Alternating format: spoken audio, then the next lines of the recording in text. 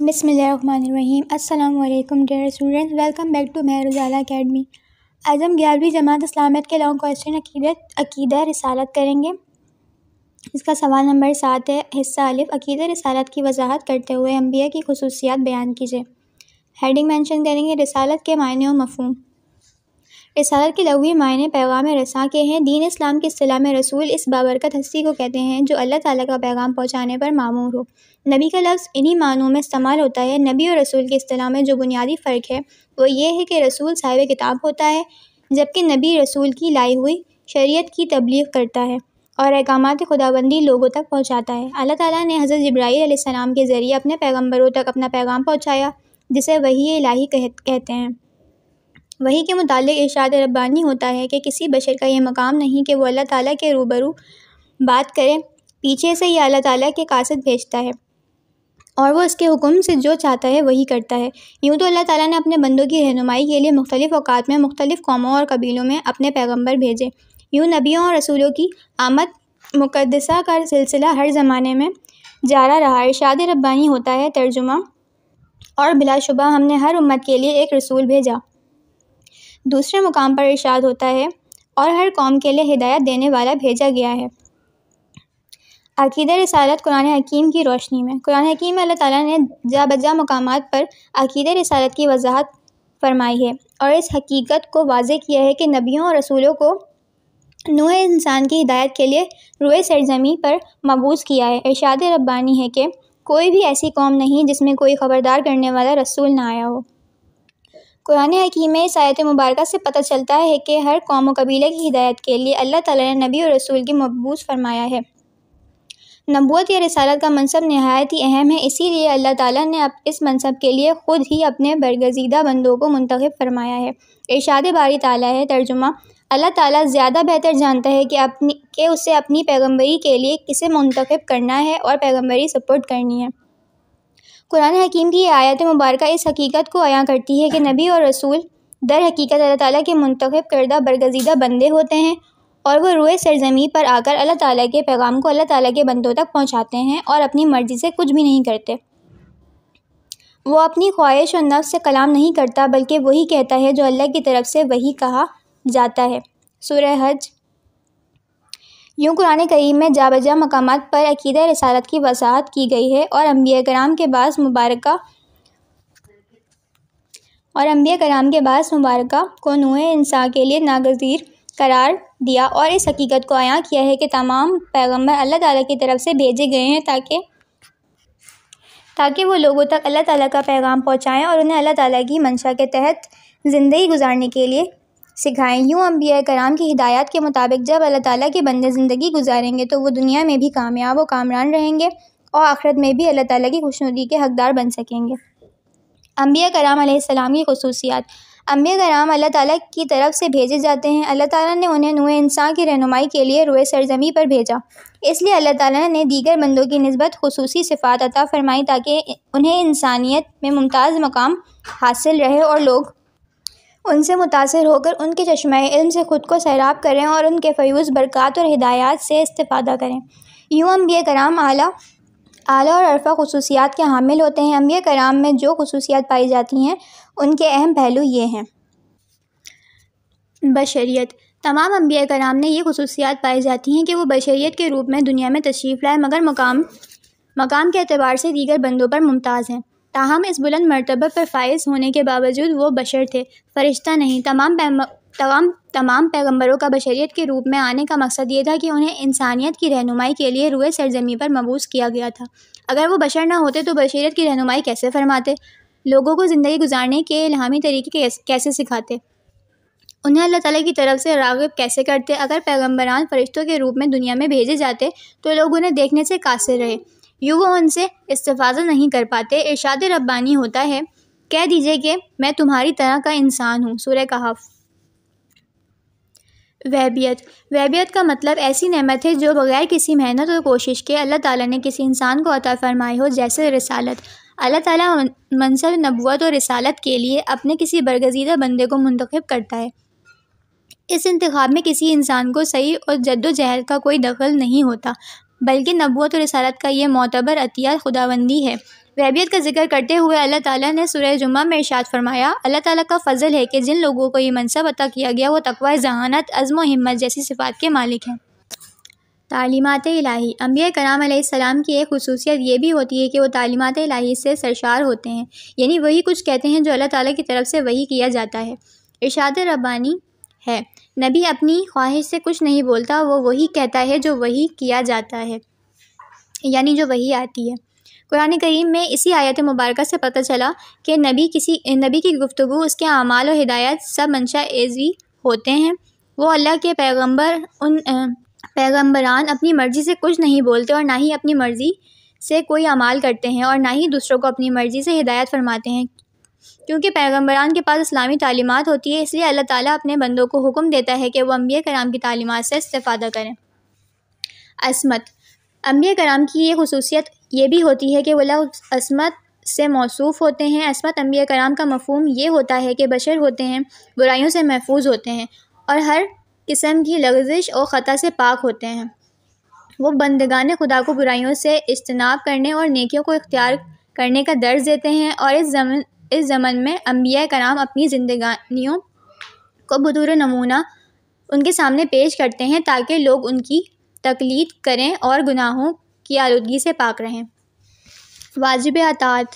انبیاء کی اطاعت و پیروی ضروری ہوتی ہے۔ اللہ تعالیٰ فرماتا ہے، اور ہم نے کوئی رسول نہیں بھیجا مگر واسطے کہ اس کا حکم مانا جائے اللہ کے فرمانے سے۔ نبی اللہ کا راستہ دکھاتا ہے، اسی لیے اس کی اطاعت اللہ کی اطاعت ہوتی ہے۔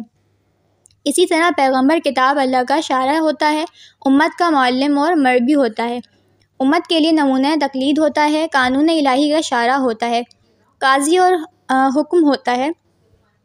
اس کی اطاعت سے انکار دین سے اخراج ہے۔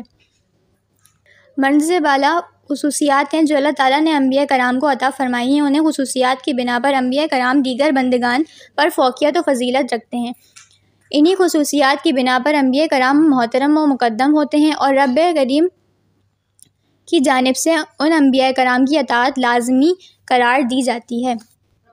اسی سوال کا حصہ ب ہے، عقیدہ رسالت کی تعریف کرتے ہوئے رسالت محمدی کی خصوصیات بیان کریں، نیز عقیدہ رسالت کے انسانی زندگی پر اثرات تحریر کریں۔ پہلی ہیڈنگ ہے ایمان برسالت اسلام کا اساسی عقیدہ ہے۔ اگر توحید پر یقین رکھنا روح اسلام ہے تو رسالت پر یقین رکھنا توحید کو عملی شکل دینا ہے جو دین کی جڑ ہے۔ رسالت کے معنی ہے پیغام لے جانے کے ہیں، اور پیغام پہنچانے والے کو رسول یا پیغمبر کہتے ہیں۔ گویا پیغام اور تعلیمات الہی پہنچانے والے نبی رسول یا پیغمبر کہلاتے ہیں۔ سورہ نحل میں اللہ تعالیٰ نے فرمایا، اور ہم نے ہر امت میں ایک رسول بھیجا ہے۔ رسالت قرآن کی روشنی میں اللہ تعالیٰ نے قرآن حکیم میں فرمایا ہے کہ اللہ کی اطاعت کرو اور رسول کی اطاعت کرو، اور ایک اور جگہ فرمایا ہے کہ ہم نے رسول کو اس لیے بھیجا کہ اس کی پیروی اللہ کے حکم کے مطابق کی جائے۔ سورہ احزاب میں اللہ تعالیٰ کا فرمان ہے، تمہارے لیے اللہ کے رسول بہترین نمونہ زندگی ہے۔ سورہ سبا میں ارشاد باری تعالیٰ ہے، اور اے محمد صلی اللہ علیہ وآلہ وسلم، ہم نے آپ صلی اللہ علیہ وآلہ وسلم کو تمام لوگوں کے لیے خوشخبری سنانے والا اور ڈرانے والا بنا کر بھیجا ہے۔ رسالت کی ضرورت۔ اللہ تعالیٰ نے اپنے بندوں کو اپنی بندگی کے لیے پیدا کیا ہے اور ان پر یہ فرضیہ عائد کیا ہے کہ وہ دنیا میں اللہ کی بندگی اور خلافت کا نظام قائم کریں، لیکن بندوں کے لیے یہ جاننا مشکل تھا کہ وہ خدا کے نظام خلافت اور نظام بندگی کے اس فلسفے سے ناواقف رہیں۔ لہٰذا اللہ تعالیٰ کی رضامندی اور اس کی شریعت کو جاننے کے لیے رسولوں کی شدید ضرورت ہے۔ اس لیے قرآن حکیم میں اللہ تعالیٰ نے ارشاد فرمایا کہ اس دنیا میں کوئی بھی قوم ایسی نہیں گزری کہ جس میں رسول نہ بھیجے گئے ہوں۔ منصب رسالت۔ رسالت کی اہمیت قرآن کریم سے ثابت ہے، اور خدا تعالیٰ کے بعد نبی اور رسول فضیلت اور شرف میں سب انسانوں سے اعلیٰ ہیں۔ 1,34,000 کے قریب نبیوں کو شروع ہی سے اللہ تعالیٰ نے نبوت کے منصب کو چن لیا تھا۔ نبی اور رسول ہر قسم کے گناہوں سے پاک رکھے گئے ہیں۔ وہ نہ اپنی مرضی سے کچھ کہتے ہیں اور نہ کرتے ہیں، ان کی ہر بات اور ہر عمل اللہ کے حکم کے مطابق ہوتا ہے۔ رسالت کی سب نشانوں تقرب الہی حاصل ہوتا ہے، اور اسی رسالت کی مدد سے انسان اپنی زندگی اللہ کی راہ پر ڈال سکتا ہے۔ انبیاء کی خصوصیات۔ یوں تو انبیاء کرام اور رسولوں کا انتخاب انسانوں ہی میں سے ہوتا ہے، لیکن ہر انسان رسول اور نبی اپنی مرضی سے نہیں بن سکتا، کیونکہ ان کی کچھ خصوصیات ہوتی ہیں، اور جن میں یہ خصوصیات پائی جاتی ہیں صرف وہی نبی ہوتا ہے، اور وہ خصوصیات یہ ہیں: بشریت، کیونکہ یہ دنیا انسانوں سے بسی ہوئی ہے اور ہدایت کی ضرورت بھی انہی انسانوں کو ہے، انسانوں کے لیے درویش ہے۔ اس لیے رسول کی اولین خصوصیات اس کا انسان ہونا ہوتا ہے۔ اس لیے حضور اکرم صلی اللہ علیہ وآلہ وسلم نے اس بات کا اعلان فرمایا کہ میں بھی تمہاری طرح ایک انسان ہوں۔ لیکن یہاں واضح رہے کہ رسول انسان تو ہوتا ہے مگر تمام انسانوں سے بہت مختلف ہوتا ہے، کیونکہ پوری کائنات کے انسان مل کر بھی ایک رسول کے رتبے کو نہیں پہنچ سکتے، اور اس کائنات میں اللہ تعالیٰ کے بعد سب سے اعلیٰ مرتبہ رسول کا ہی ہوتا ہے۔ الہی تعلیم سے مراد وہ تعلیم ہے جو اللہ تعالیٰ کی جانب سے اپنے مخصوص بندوں کو دی جاتی ہے، جیسے ہم وحی کہتے ہیں، کیونکہ رسول دنیا میں کسی سے اکتساب علم نہیں کرتا، اس کی تعلیم کا پورا انتظام وحی کے ذریعے سے ہوتا ہے، جیسا کہ قرآن میں ارشاد ہوا۔ اور یہ حضرت محمد صلی اللہ علیہ وآلہ وسلم اپنی خواہشات یعنی اپنی طرف سے بات نہیں کرتے، یعنی کچھ بھی نہیں کہتے، مگر وہ یعنی جو کچھ آپ صلی اللہ علیہ وآلہ وسلم فرماتے ہیں وہی ہوتا ہے جو آپ صلی اللہ علیہ وآلہ وسلم کی طرف جاتی ہے۔ اسی طرح ایک اور ارشاد ربانی ہے، اور آپ کو وہ سب کچھ سکھایا دیا گیا جو کہ آپ نہیں جانتے تھے۔ ان آیات سے یہ بات واضح ہو جاتی ہے کہ رسول کی تعلیم کا انتظام اللہ کی جانب سے ہوتا ہے، جو قرآن اور تعلیمات رسول یعنی احادیث کی شکل میں ہمارے سامنے موجود ہیں۔ عصمت کے لغوی معنی پاک باز، پاک دامن اور غلطیوں، خطاؤں اور گناہوں سے محفوظ رہنے کے ہیں۔ یہ انبیاء کرام کی خصوصیات میں سے ایک اہم خاصیت ہے، کیونکہ نبی اور رسول کے لیے یہ لازم ہوتا ہے کہ وہ خطاؤں، غلطیوں اور گناہوں سے پاک ہوں، کیونکہ وہ اللہ کے دین اور آسمانی کتب کے حامل اور مبلغ ہوتے ہیں۔ اگر رسول کی ذات اور شخصیت انسانی کوتاہیوں سے پاک نہ رہی تو خدا نخواستہ دشمن یہ شک کرنے میں حق بجانب ہوں گے، اور ان کی لائی ہوئی شریعت میں بھی شکوک و شبہات ہوں گے۔ اس لیے اللہ تعالیٰ نے نبیوں اور رسولوں کو تمام گناہوں سے معصوم قرار دیا ہے۔ لزوم اطاعت کے معنی اطاعت و فرمانبرداری کو لازمی طور پر اختیار کرنے کے ہیں، یعنی اللہ نے ہماری ہدایت کے لیے جتنے انبیاء اور رسول بھیجے ان سب کی اطاعت اور ان سب پر ایمان لانا ہم پر فرض قرار دیا گیا ہے۔ ایک جگہ ارشاد فرمایا، جس نے رسول کی اطاعت اختیار کی بے شک اس نے اللہ کی اطاعت اختیار کی۔ رسول اور نبی میں فرق۔ یوں تو 1.25 لاکھ کے قریب جو پیغمبر اپنی امتوں کے لیے اللہ کا پیغام لائے، ان کے مراتب میں کوئی بھی فرق نہیں، مگر ذمہ داریوں کے لحاظ سے نبی تو سب کے سب تھے۔ جن پر نئی کتب و شریعت نازل ہوئی ان کو رسول کہا گیا، باقی نبی کہلائے۔ سورہ بقرہ میں حکم الہی ہے، تمام انبیاء پر ایمان لانا ضروری ہے۔ سورہ نساء میں فرمایا گیا، رسولوں کے درمیان فرق سمجھنا کفر ہے۔ اہل اسلام کا عقیدہ ہے کہ تمام رسول و نبی برحق ہیں۔ پیغمبروں کے مراتب۔ انبیاء مرسلین کا طبقہ بنی نوح انسان میں عظیم اور اعلیٰ درجے پر فائز رہا۔ تمام نبی تو انسان میں عظیم و اعلیٰ درجے پر فائز ہیں۔ تمام نبی فطری طور پر گناہوں سے پاک ہیں، ان پر رموز الہی وارد ہوتے ہیں، اخلاق و عقل کے لحاظ سے فضیلت والے تھے، عبادت و ریاضت ان کو پسند رہی، عوام کے لیے منصف و مدبر رہے۔ پیغمبر ایک شمع تھے جو زمانے میں روشنی پھیلاتے رہے، لوگوں میں نیکی کرنے کو تبلیغ فرماتے اور برائیوں سے روکتے رہے۔ تعداد انبیاء کی صحیح تعداد صرف اللہ تعالیٰ کو ہی معلوم ہے، لیکن بعض حوالے جات سے واضح ہوتا ہے کہ ان کی تعداد 1,24,000 کے قریب رہی۔ پہلے نبی حضرت آدم علیہ السلام تھے اور آخری نبی حضرت صلی اللہ علیہ وآلہ وسلم ہیں۔ رسالت محمدی کی خصوصیات۔ رسالت کے سلسلے کا آغاز حضرت آدم علیہ السلام سے ہوا اور حضرت محمد صلی اللہ علیہ وآلہ وسلم پر ختم ہوا، لیکن حضرت آدم علیہ السلام سے لے کر حضرت عیسیٰ علیہ السلام تک جتنے انبیاء اور رسول تشریف لائے ان کی نبوت و رسالت اپنے اپنے وقت اور اپنے اپنے علاقوں تک محدود تھی، اور اس حساب سے اللہ تعالیٰ نے انہیں اپنے دور کے حالات کے مطابق خصوصیات و معجزات عطا کیے۔ کیونکہ سلسلہ نبوی کا اختتام حضرت محمد صلی اللہ علیہ وآلہ وسلم پر ہو گیا، اس لیے دیگر انبیاء کی خصوصیات کے مقابلے میں آپ صلی اللہ علیہ وآلہ وسلم کی خصوصیات جداگانہ اور منفرد ہیں، جن کی تفصیل حسب ذیل ہے۔ رسالت نامہ۔ آپ صلی اللہ علیہ وآلہ وسلم کی خصوصیات میں سے ایک اہم خصوصیت اور رسالت نامہ ہے، اور اس سے مراد یہ ہے کہ آپ صلی اللہ علیہ وآلہ وسلم کی رسالت نہ تو وقت، زمانہ اور علاقہ کی پابند ہے اور نہ ہی کسی محدود و قوم کی، بلکہ آپ صلی اللہ علیہ وسلم کی رسالت قیامت تک کے آنے والے لوگوں اور اس پوری کائنات پر محیط ہے، جیسا کہ اللہ نے قرآن مجید میں آپ صلی اللہ علیہ وسلم کے ذریعے اعلان کروایا، بے شک میں تم سب کی طرف اللہ کا رسول بنا کر بھیجا گیا ہوں۔ ایک جگہ اللہ تعالیٰ نے آپ صلی اللہ علیہ وآلہ وسلم کو خطاب کرتے ہوئے فرمایا بے شک ہم نے آپ صلی اللہ علیہ وآلہ وسلم کو تمام لوگوں کے لیے بھیجا۔ ایک اور جگہ فرمایا گیا ہم نے آپ صلی اللہ علیہ وسلم کو تمام انسانوں کے لیے رحمت بنا کر بھیجا۔ ان آیات سے معلوم ہوا کہ آپ صلی اللہ علیہ وآلہ وسلم کی رسالت زمین و زمان، مکین و مکان، وطن و ملک کی پابند نہیں بلکہ عام ہے۔ نسخ و شرائع۔ آپ صلی اللہ علیہ وسلم کی رسالت کی دوسری اہم خصوصیت نسخ و شرائع ہے۔ اس سے مراد ہے کہ آپ صلی اللہ علیہ وسلم کی شریعت ناسخ اور دوسری تمام شریعتیں منسوخ ہیں۔ اب اس دنیا میں قیامت تک کے لیے آپ صلی اللہ علیہ وسلم ہی کا شریعت نامہ رہے گا۔ اس سے پہلے جتنے بھی ادیان تھے، آپ صلی اللہ علیہ وسلم کے دین کا ادیان آتے ہی سارے منسوخ ہو گئے۔ اب کوئی نیا دین نہیں آئے گا۔ قرآن میں ارشاد ہوا جب ہم کسی آیت کو منسوخ کرتے ہیں تو ہم اس سے اچھی آیت لاتے ہیں یا اس جیسی۔ یہاں اس سے بہتر مراد یہ ہے کہ دین اسلام، جس کے بارے میں اللہ نے قرآن حکیم میں ارشاد فرمایا کہ اے نبی، آج کے دن میں نے آپ کے لیے آپ کا دین مکمل کر دیا ہے، تکمیل دین۔ یہ بھی آپ صلی اللہ علیہ وسلم کی رسالت کی خصوصیات میں سے ایک اہم خصوصیت ہے۔ اس سے مراد یہ ہے کہ جس دین کی عمارت کی تعمیر حضرت آدم علیہ السلام کے عہد سے شروع ہوئی، اس کی تکمیل حضرت محمد صلی اللہ علیہ وسلم کے عہد میں مکمل ہوئی، جس کے بارے میں اللہ تعالیٰ نے خود قرآن حکیم میں فرمایا ہے کہ آج کے دن میں نے آپ کے لیے آپ کا دین مکمل کر دیا ہے، اور آپ صلی اللہ علیہ وآلہ وسلم پر اس کی تمام نعمتیں پوری کر دیں، اور آپ صلی اللہ علیہ وسلم کے لیے ضابطۂ حیات کے طور پر دین اسلام کو پسند کیا۔